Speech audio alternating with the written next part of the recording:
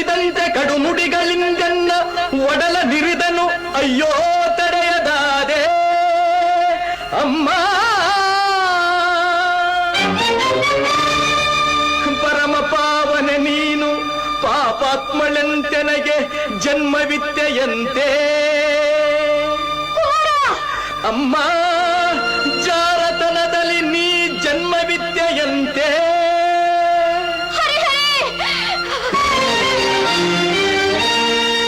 ಅದ ಕೇಳಿ ಕ್ರೋಧಾಗ್ನಿಯಿಂದೆನ್ನ ಅಂಗಾಂಗ ಉರಿದೆದ್ದು ರೋಷದಿಂ ಶಪಥಗೈದೆ ಶಪಥಗೈದೆ.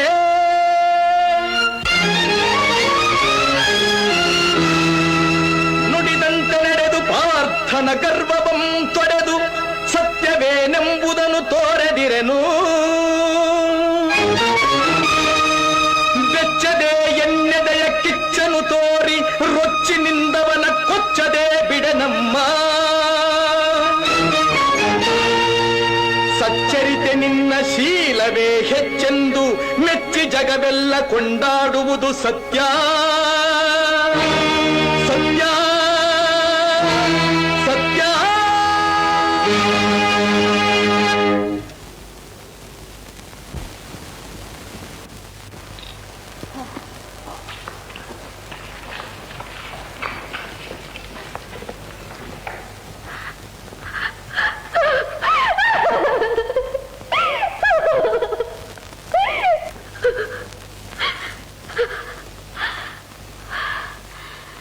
ಶ್ರೀಹರಿ ಕೃಷ್ಣ,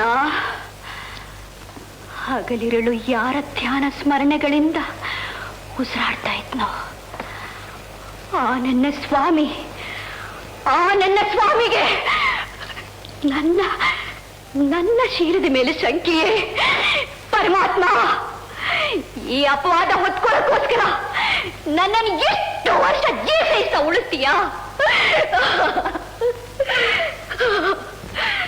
ಅಖಂಡವಾಗಿ ನಿನ್ನ ಸೇವೆ ಮಾಡಿದ್ದಕ್ಕೆ ನನಗೆ ಈ ಪ್ರಾಯಶ್ಚಿತ್ತವೇ?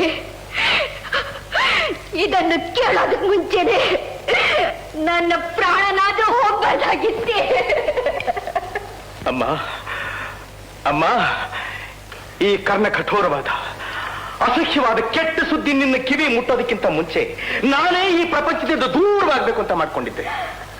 ಹಾಗೆ ನಾನು ದೂರವಾಗಿದ್ದರೆ ಆ ಪಾರ್ಥ ನಿನ್ ಮೇಲೆ ಹೊರಿಸಿರೋ ಕಳಂಕ ದೂರವಾಗ್ತಿತ್ತೇನಮ್ಮ. ಅದು ಸೂರ್ಯಚಂದ್ರ ಇರೋವರೆಗೂ ಶಾಶ್ವತವಾಗಿ ನಿಲ್ತಿತ್ತು.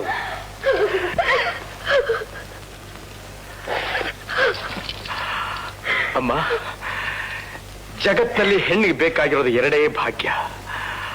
ಒಂದು ಪತಿವ್ರತೆ ಅನ್ನೋ ಕೀರ್ತಿ, ಮತ್ತೊಂದು ಮಾಂಗಲ್ಯ. ನಿನಗೆ ಯಾವುದು ಬೇಕು? ಪತಿವ್ರತೆ ಅನ್ನೋ ಕೀರ್ತಿ ಬೇಕಾದ್ರೆ ಮಾಂಗಲ್ಯ ಅಂತ ಕಳ್ಕೋಬೇಕು. ಮಾಂಗಲ್ಯ ಬೇಕು ಅನ್ನೋ ಹಾಗಿದ್ರೆ ದುರಾಚಾರಣೆ ಶೀಲಿಗೆಟ್ಟೋಡು ಅನ್ನೋ ಅಪವಾದ ಹೊತ್ತು ಸಾಯೋ ತನಕ ಕಣ್ಣೀರು ಸುರಿಸ್ತಾ ಸಾಯಬೇಕು. ಯಾವುದು ಬೇಕು ಅನ್ನೋದನ್ನ ನೀನೇ ನಿರ್ಧಾರ ಮಾಡ್ಕೋ. ನಿರ್ಧಾರ? ಪ್ರಾಣಪತಿಯೇ ಶಂಕಿಸಿದ ಮೇಲೆ ನಿರ್ಧಾರ ಮಾಡುವುದೇನಿದೆ?